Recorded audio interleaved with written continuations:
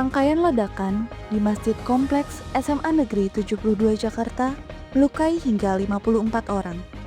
Dengan sebagian besar korban adalah siswa sekolah. Pelaku diduga seorang siswa laki-laki berusia 17 tahun yang merakit bahan peledak sendiri. Ajang mode terbesar di Indonesia, Jakarta Fashion Week 2025, memperkenalkan tren gaya rambut modern yang mengusung tema Your Day, Your Runway. Acara ini membuktikan bahwa industri mode Indonesia terus berinovasi tidak hanya dalam busana. Kreativitas mahasiswa UBM Serpong rilis film pendek horor berjudul Topeng Pati. Film ini mengisahkan sebuah topeng misterius yang tiba-tiba muncul di ruang ekskul tari dan siap membawa nuansa ketegangan.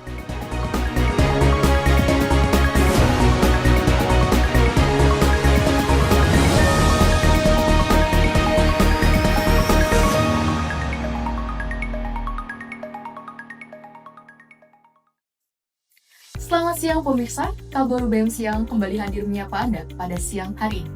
Bersama saya, Marcella Yulika, kami telah merangkum informasi terkini dan aktual dari berbagai penjuru. Di antaranya adalah gempa yang mengguncang Bandung Selatan, serta aksi ledakan yang terjadi di masjid dekat kompleks SMA Negeri 72 Jakarta. Selain itu, kami juga akan menghadirkan sejumlah kabar lainnya terkait berbagai peristiwa yang terjadi di tanah air. Baiklah pemirsa, mari kita simak informasi yang pertama.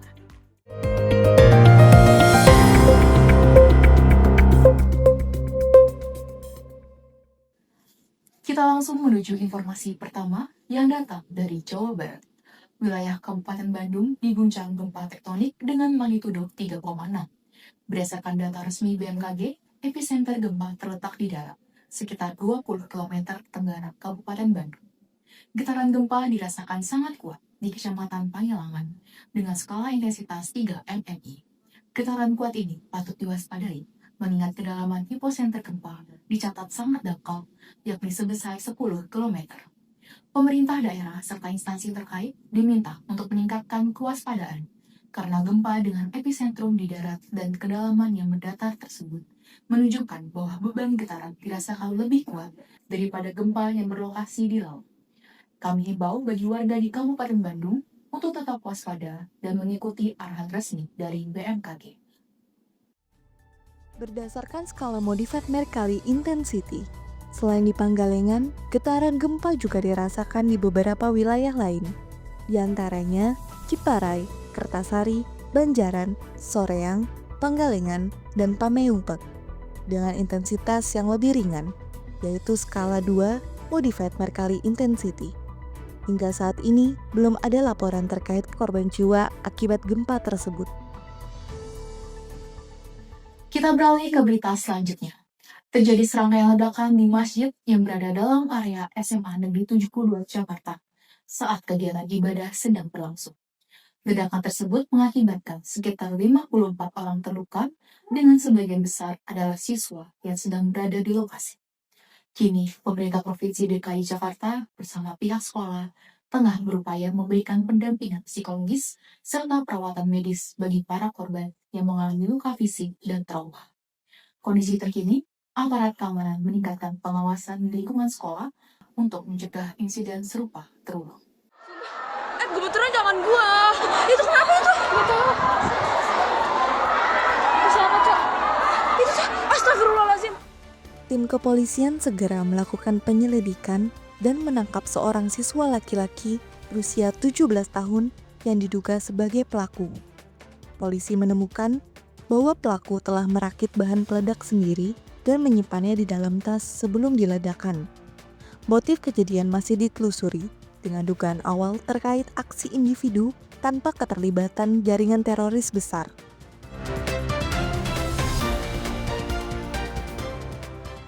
Kita berharap kasus ini dapat segera dituntaskan dan keamanan sekolah dapat pulih kembali.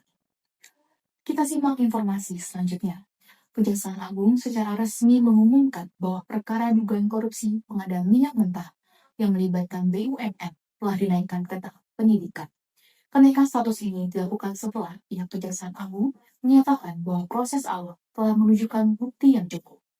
Kejaksaan Agung menegaskan akan melanjutkan proses penyidikan dengan penuh profesionalisme dan meminta dukungan masyarakat agar proses hukum berjalan tanpa hambatan. Kasus pengadaan minyak mentah oleh BUMN ini diduga adanya pelanggaran prosedur dan menyebabkan kerugian negara. Meski demikian, hingga saat ini belum ada pihak-pihak yang ditetapkan sebagai tersangka maupun besaran kerugian negara yang telah teridentifikasi.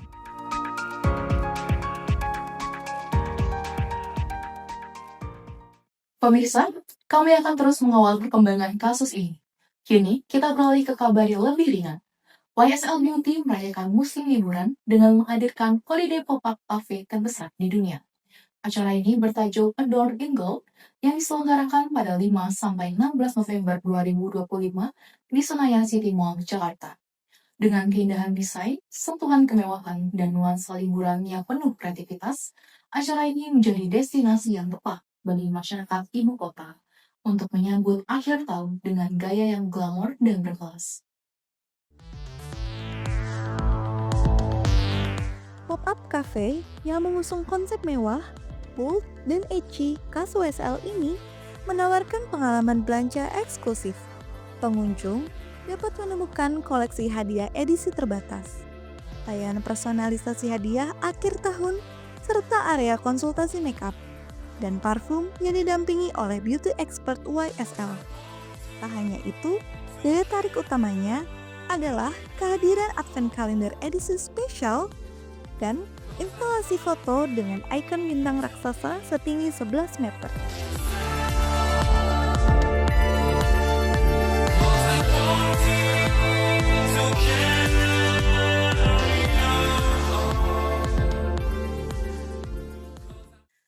Mari kita simak informasi mode selanjutnya.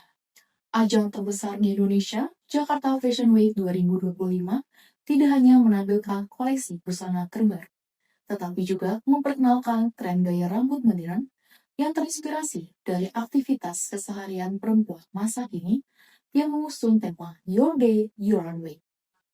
Melalui kombinasi antara busana dan tatanan rambut, Jakarta Fashion Week ingin menegaskan bahwa setiap momen dalam kehidupan bisa menjadi runway bagi siapapun untuk tampil percaya diri.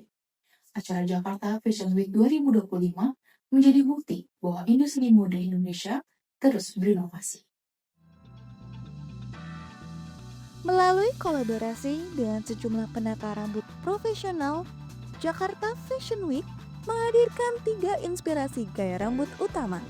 Pertama, loose texture wave, gaya rambut bergelombang lembut yang cocok untuk suasana santai dan traveling. Kedua, soft wave with string bangs, gaya elegan yang memberi kesan profesional untuk suasana kerja di kantor. Dan ketiga, half up natural curl, gaya yang lebih playful dan energik untuk acara santai atau hangout. Pihak penyelenggara menyebutkan rambut kini adalah bagian penting dari ekspresi diri perempuan modern.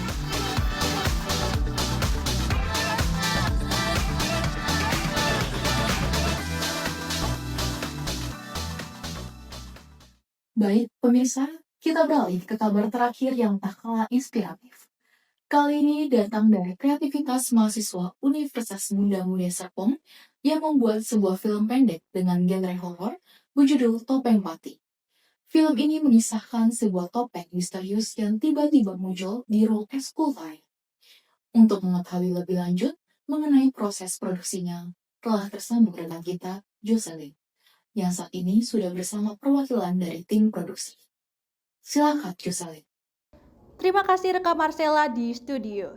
Baik pemirsa, kita sedang berada di lokasi syuting produksi film pendek Topeng Pati. Topeng Pati ini merupakan proyek ujian akhir semester dari mahasiswa Ilmu Komunikasi Peminatan Broadcasting di Universitas Muda Mulia Kampus Serpong. Kini saya sudah bersama dengan salah satu tim produksi, Floren. Selamat siang, Floren. Selamat siang, Jocelyn. Floren, film ini bergenre horor yang menceritakan mahasiswa klub tari bernama Ayu dan teman-temannya yang menemukan topeng aneh. Lalu topeng itu mengambil alih kendali diri Ayu dan pada akhirnya banyak kejadian-kejadian yang bermunculan. Apa yang menginspirasi tim Anda dalam menggabungkan elemen misteri dan kontrol yang mistis dalam pembuatan karya horor ini? Baik, jadi di sini tuh yang ingin kita highlight itu adalah perubahan karakter. Yang awalnya si Ayu ini kan dia kepribadiannya buruk ya. Nah, kita rubahlah dia jadi lebih baik setelah serangkaian horor yang terjadi kepada dia. Dan selain itu juga kita ini terinspirasi dari budaya Jawa dan juga Cirebon. Jadi di kedua budaya ini tuh perlu ada objek kebudayaan yang harus kita tangani dengan baik gitu, agar kita tidak terjadi kejadian buruk itu. Dengan durasi 15 menit dan mengangkat genre horor, tantangan apa yang paling besar bagi tim Damenoir Production ini hadapi? Baik, jadi di sini ya karena memang durasi maksimalnya tuh 15 menit, kita juga khawatir banget karena memang skripnya ini padat gitu. Dan selain itu juga bisa dilihat ya, jadi ini sebagian tim produksi kita ini memang perempuan dan juga aktornya juga lebih banyak perempuan. Jadi di sini kita juga perlu banget perhatian yang tinggi terhadap keperluan teknis seperti kamera, lighting dan juga segala macamnya. Tapi dengan adanya kerjasama dan juga kolaborasi, lalu juga kontribusi dari setiap anggota yang baik, kita dapat melewati tantangan dan hambatan ini bersama-sama. Baik, sebagai proyek UAS, apa langkah selanjutnya untuk film Topeng Pati ini dan bagaimana publik dapat menyaksikan dari karya film mahasiswa UBM ini? Baik, jadi di sini buat kita nih mata kuliah peminatan broadcasting akan ditampilkan karya-karya dari mahasiswa UBM Ancol dan juga UBM Serpong yang mata kuliahnya peminatannya sama juga, broadcasting, sinematografi. Kita akan screening film di Belatera, Kelapa Gading, Jakarta Utara pada 7 Desember 2025. Di jamnya itu jam 12 siang sampai jam 2 sore. Dan di sini juga selain dari screening film itu juga akan ada upload di media sosial YouTube dan juga Instagram. Terima kasih banyak Floren atas penjelasannya. Semoga Topeng Pati ini akan sukses besar pada saat screening film nanti. Baik, demikian informasi yang dapat kami sampaikan mengenai film pendek Topeng Pati. Saya kembalikan kepada rekan Marcella di studio. Dengan saya Jocelyn, pamit undur diri. Terima kasih. Terima kasih Jocelyn atas laporannya. Ide yang sangat berani dari mahasiswa Universitas Bunda Mulia Serpong. Kita doakan semoga film pendek Topeng Pati ini sukses besar, serta dapat menembus screening film yang bergengsi.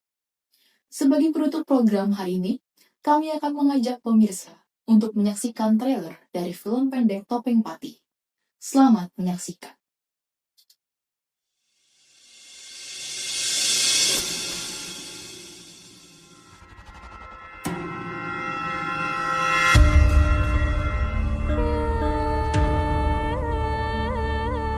Soalnya aku yang pakai topengnya, nah itu udah pasti semua orang bakalan terpesona banget ya.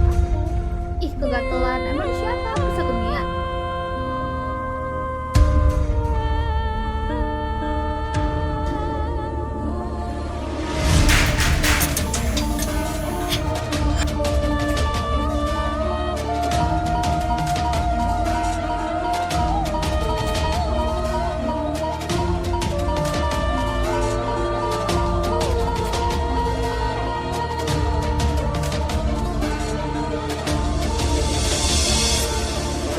Bangsawan juga ini.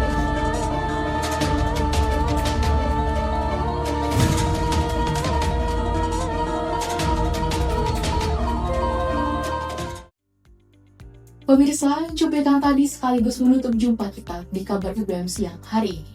Saya Marcella Angelika, mewakili seluruh rekan kerja yang bertugas, pamit undur diri. Selamat beraktivitas dan sampai jumpa.